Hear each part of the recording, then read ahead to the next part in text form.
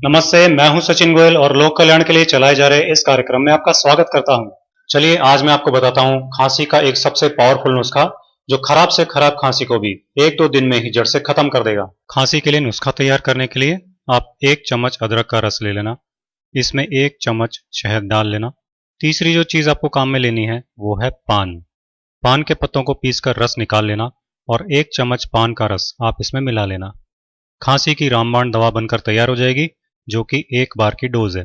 अब इसको लेना कब और कैसे है ये मैं आपको बता देता हूं।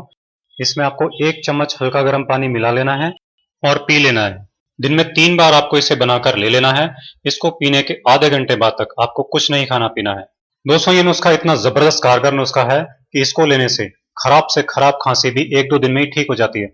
बहुत पुरानी खांसी हो तो 4-5 दिन इसे ले लेना, वो भी ठीक हो जाएगी। ये तो बात हुई खांसी की, लेकिन खांसी के साथ साथ अक्सर जुकाम भी हो जाती है, इसलिए यहाँ क्लिक करके जुकाम के इलाज का वीडियो भी देखिए।